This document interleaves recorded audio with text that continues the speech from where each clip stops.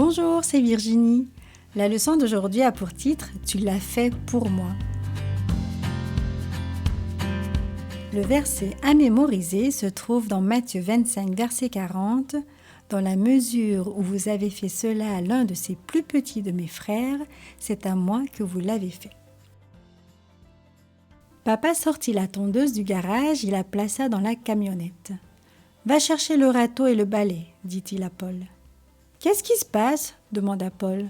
« Pourquoi emportes-tu la tondeuse ?»« Je viens d'apprendre que Monsieur Blot part à l'hôpital pour une opération, dit papa.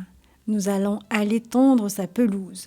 Ce sera une chose de moins à faire pour Madame Blot pendant que son mari guérit. » Jésus s'assit sur le doux gazon vert couvrant la colline. La brise soufflait doucement dans ses cheveux et il sourit quand un papillon, dansant dans les airs, vint presque frapper son genou, puis s'éloigna. Les disciples s'installèrent confortablement sur l'herbe. Ils avaient passé un merveilleux après-midi. Jésus leur avait appris beaucoup de choses et ils ne se lassaient jamais de l'écouter. Ils regardaient Jésus, sachant qu'il allait de nouveau leur raconter une histoire. Ils attendaient paisiblement. Jésus respira profondément. Il avait quelque chose de très important à leur dire. Il désirait le dire de la bonne façon pour que les disciples s'en souviennent toujours. « Quand le Fils de l'homme viendra comme un roi avec tous ses anges, commença Jésus, il s'assiera sur son trône royal. Toutes les nations du monde se tiendront devant lui. Il les divisera en 2 groupes, exactement comme un berger sépare les brebis d'avec les boucs. » Les disciples hochèrent la tête. Ils savaient parfaitement comment les bergers s'y prenaient. Ils les avaient vus faire de nombreuses fois. Le roi mettra les justes à sa droite, poursuivit Jésus. Les justes sont ses brebis. Il mettra les injustes, les boucs, à sa gauche.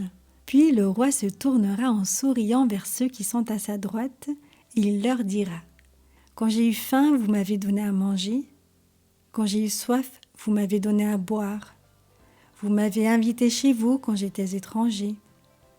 Vous m'avez donné des vêtements quand j'en ai eu besoin. Quand j'étais malade, vous avez pris soin de moi. Vous m'avez visité quand j'étais en prison. Maintenant, je veux vous remercier et vous donner le royaume qui a été préparé pour vous depuis la création du monde. » Jésus s'arrêta un instant. Les disciples étaient suspendus à ses lèvres. Puis il poursuivit. Les justes le regarderont avec étonnement et demanderont « Quand avons-nous vu ayant soif ou faim? Quand avons-nous invité dans nos foyers? Quand avons-nous donné des vêtements ou visité dans une prison? » Et, dit Jésus, le roi leur répondra « Chaque fois que vous avez fait cela au plus petit de mes frères, c'est à moi que vous l'avez fait. Car quand vous avez posé ces gestes de bonté envers mes frères et sœurs, c'est envers moi que vous les avez posés. » Puis le roi regardera avec tristesse ceux qui seront à sa gauche, continua Jésus. « Vous ne m'avez pas nourri quand j'avais faim, leur dira-t-il. Vous ne m'avez pas donné à boire quand j'avais soif. Vous ne m'avez pas invité dans vos maisons et ne m'avez pas visité quand j'étais en prison ou malade. » Et les gens qui sont à sa gauche crieront « Quand avons-nous vu avoir faim ou soif ou être malade ou en prison et ne t'avons-nous pas aidé ?»